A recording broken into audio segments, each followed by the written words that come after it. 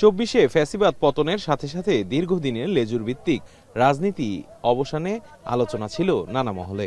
সেই আলোচনাতে প্রয়োজনীয়তা দেখা দেয় নতুন দল ও নেতৃত্বের, যার পরিপ্রেক্ষিতে সাম্প্রতিক সময়ে অভ্যুত্থানে নেতৃত্ব দেওয়া শিক্ষার্থীরা ইতিমধ্যে আত্মপ্রকাশ করেছে নিজেদের রাজনৈতিক সংগঠন ও ছাত্র সংগঠন। সেই ধারায় গেল ২৬ ফেব্রুয়ারিতে মধুর ক্যান্টিনে আত্মপ্রকাশ করে বাংলাদেশ গণতান্ত্রিক ছাত্র সংসদ। ২০৫ সদস্যের সংগঠনটি শনিবার দুপুরে রায়ের বাজারে জুলাই অভ্যুত্থানে শহীদদের কবর জিয়ারতের মাধ্যমে কার্যক্রম শুরু করে সংগঠনটি। কেন্দ্রীয় ও ঢাকা বিশ্ববিদ্যালয় কমিটির সমন্বয়ে এই কর্মসূচি পালন করা হয়।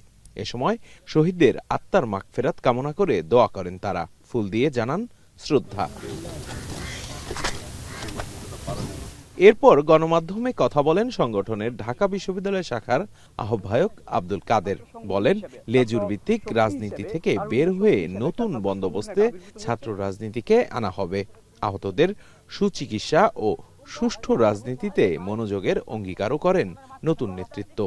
নতুন ছাত্র সংগঠন নবযাত্রার শুরুর দিক থেকে প্রথম কার্য দিবসে আমরা আমাদের যে ভিত্তির কথা বলতেছি, সেই জুলাই গণ অভ্যুত্থানে শহীদদের কবর জিয়ারত করার মধ্য দিয়ে আমরা আমাদের আনুষ্ঠানিক কার্যক্রম আজকে শুরু করেছি। ক্যাম্পাস ভিত্তিক যে লেজুর ভিত্তিপনা ছিলাম, যে দাসত্বের যে কালচার ছিলাম, যে জিম্মি করে রাখার যে কালচার ছিলাম, সেই জিম্মি করে রাখার কালচারকে উপড়ে ফেলে দিয়ে নতুন একটা ব্যবস্থা হাজির করতে চাই।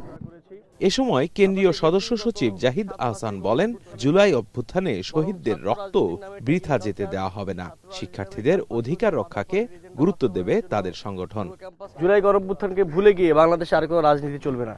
জুলাই গণ অভ্যুত্থানে মানুষ যে আশা আকাঙ্ক্ষা নিয়ে রাজপথে নেমে এসেছিল, সেই আশা আকাঙ্ক্ষা হতে হবে বাংলাদেশের আগামী রাজনীতির মূল ভিত্তি। কবরের পাশে দাঁড়িয়ে আমরা প্রতিজ্ঞা করছি, আমরা আগামী দিনের বাংলাদেশে জুলাই গণ অভ্যুত্থানের যে আশা আকাঙ্ক্ষা, যে দায় এবং দরদের জন্য তারা জীবন দিয়েছেন, আমরা সেটিকে প্রতিষ্ঠা করে ছাড়বো ইনশাআল্লাহ।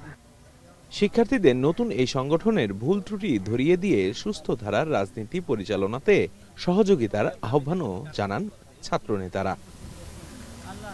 দেবরাজ দেব, এখন, ঢাকা।